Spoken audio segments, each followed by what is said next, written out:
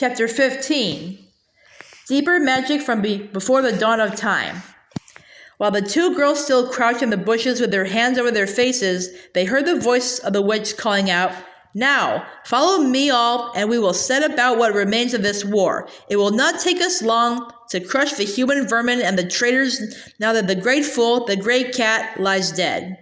At this moment, the children were for a few seconds in very great danger, for with wild cries and a noise of skirling pipes and shrill horns,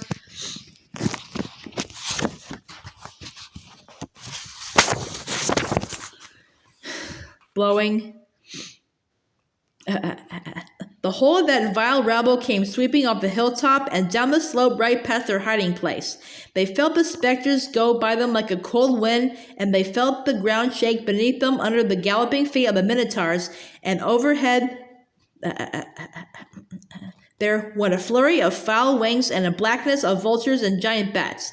At any other time they would have trembled with fear, but now the sadness and shame and horror of Aslan's death so filled their minds that they hardly thought of it. As soon as the wood was silent again, Susan and Lucy crept out onto the open hilltop. The moon was getting low and thin clouds were passing across her, but still they could see the shape of the lion lying dead in his bonds.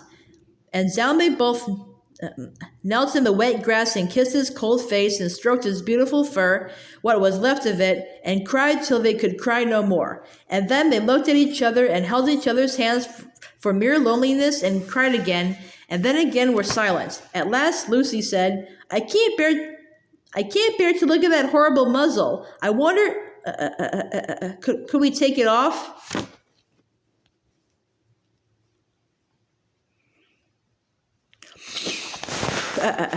So they tried, and after a lot of working at it, for their fingers were cold and it was now the darkest part of the night, they succeeded.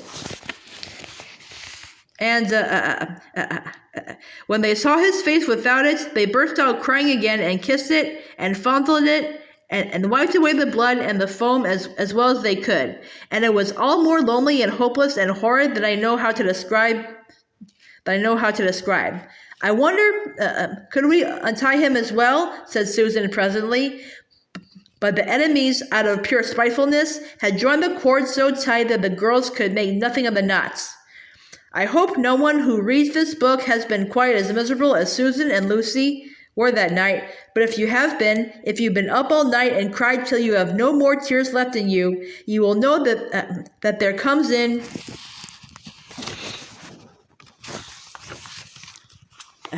the end a sort of quietness.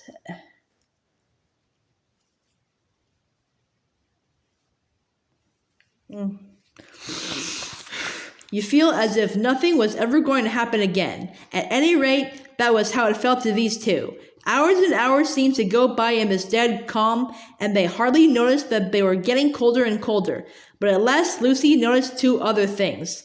One was that the sky on the east side of the hill was a little less dark than it had been an hour ago. The other was some tiny movement going on in the grass at her feet. At first, she took no interest in this. What did it matter? Nothing mattered now. But at last she saw that whatever it was had begun to move up the upright stones of the stone table. And now whatever they were moving about on Aslan's body. She peered closer. They were little gray things. "Ugh!" said Susan from the other side of the table. "How beastly! There are horrid little mice crawling over him. Go away, you little beasts!" And she raised her hand to frighten them away. "Wait," said Lucy, who had been looking at them more closely still. "Can you see what they're doing?" Both girls bent down and stared. "I do believe," said Susan. "But how queer! They're nibbling away at the cords." "That's what I thought," said Lucy. "I think they're friendly mice. Poor little things. They don't realize he's dead. They think it'll do some good untying him." It was quite definitely lighter by now. Each of the girls noticed for the first time the white face of the other. They could see the mice nibbling away, dozens and dozens, even hundreds of little field mice. And at last, one by one, the ropes were all gnawed through.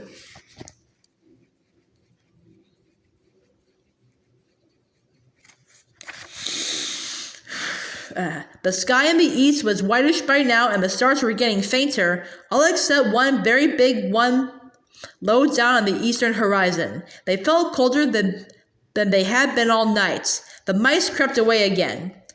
The girls cleared away the remains of the gnawed ropes. Aslan looked more like himself without them. Every moment his dead face looked nobler as the light grew and they could see it better.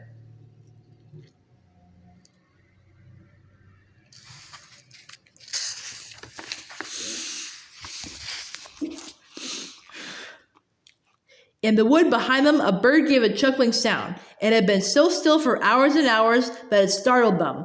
But another bird answered it. Soon there were birds singing all over the place.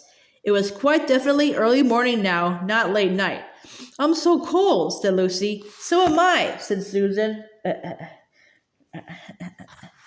"Let's walk about a bit."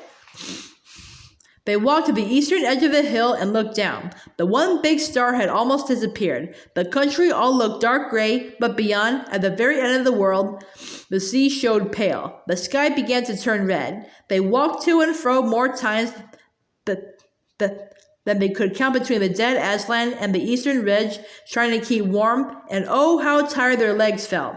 Then at last, as they stood for a moment looking out toward the sea and Cair Paravel, which they could now just make out, the red turned to gold along the line where the sea and the sky met, and very slowly up came the edge of the sun. At that moment, they heard from behind them a loud noise, a great cracking, deafening noise as if a giant had broken a giant's plate. "What's that?" said Lucy, clutching Susan's arm.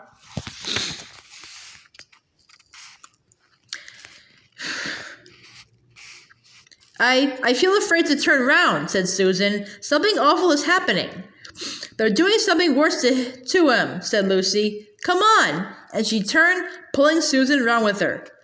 The rising of the sun had made everything look so different. All colors and shadows were changed that for a moment they didn't see the important thing. Then they did. The stone table was broken into two pieces by a great crack that ran down it from end to end, and there was no Aslan. "Oh, oh, oh!" cried the two girls, rushing back to the table. "Oh, it's too bad," sobbed Lucy. "They might have let the body alone." "Who's done it?" cried Susan. "What does it mean? Is it more magic?" "Yes," said a great voice behind their backs. "It is more magic." They looked round. There, shining in the sunrise, larger than they had seen him before, shaking his mane, for it had apparently grown again, stood Aslan himself. "Oh, Aslan!" cried both the children, staring up at him, almost as much frightened as they were glad. "Aren't you dead then, dear Aslan?" said Lucy. "Not now," said Aslan. "You're not asked Susan in a shaky voice. She couldn't bring herself to say the word ghost. Aslan stooped his golden head and licked her forehead. The warmth of his breath and a rich sort of smell that seemed to hang about his hair came all over her. "Do I look it?" he said. "Oh, you're real, you're real! Oh, Aslan!" cried Lucy, and both girls flung themselves upon him and covered him with kisses. "But what does it all mean?" asked Susan when they were somewhat calmer. "It means," said Aslan, "that though the witch knew the deep magic, there is a magic deeper still which she did not know. Her knowledge goes back only to the dawn of time. But if she could have looked a little further back into the stillness and the darkness before time dawned, she would have read there a difference of incantation. She would have known that when a willing victim who has committed no treachery was killed in a traitor's stead, the table would crack and death itself would start working backward. And now?" "Oh, yes, now?" said Lucy, jumping up and clapping her hands. "Oh, children," said the lion, "I feel my strength coming back to me. Oh, children, catch me if you can." He stood for a second, his eyes very bright, his limbs quivering, lashing himself with his tail. Then he made a leap high over their heads and landed on the other side of the table. Laughing, though she didn't know why, Lucy scrambled over it to reach him. Aslan leaped again. A mad chase began. Round and round the hilltop he led them, now hopelessly out of their reach, now letting them almost catch his tail, now diving between them, now tossing them in the air with his huge and beautifully velveted paws and catching them again, and now stopping unexpectedly so that all three of them rolled over together in a happy laughing heap of fur and arms and legs. It was such a romp as no one had expected had except in Narnia, and whether it was more like playing with a thunderstorm or playing with a kitten, Lucy could never make up her mind. And the funny thing was that when all three finally lay together,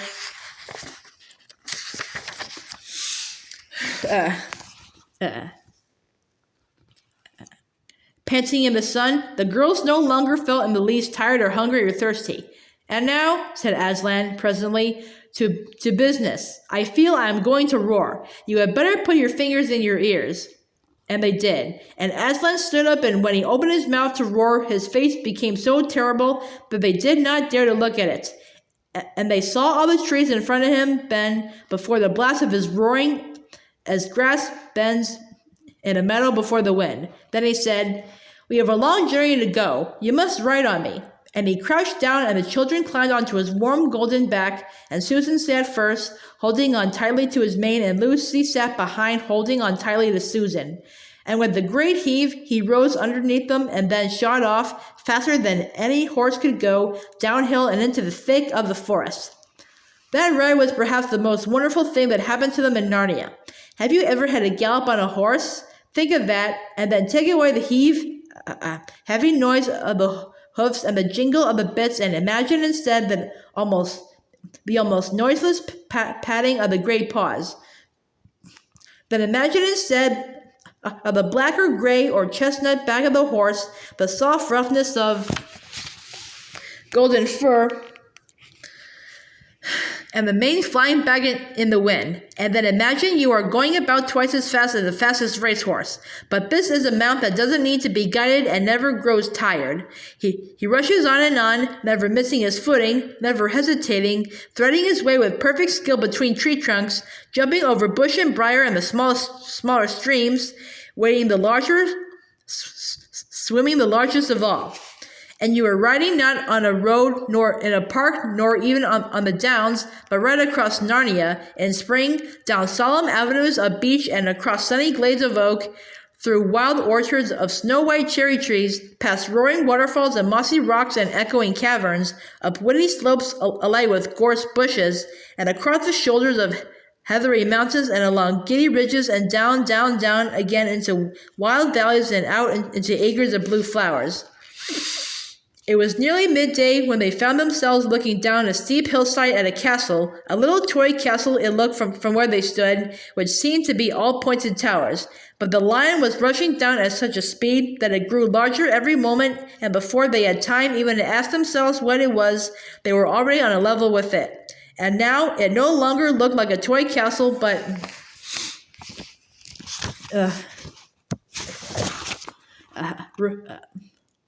rose frowning in front of them. No face looked over the battlements, and the gates were fast shut. And Aslan, not at all slacking his pace, rushed straight as a bullet toward it. "The witch is home," he cried. "Now, children, hold tight."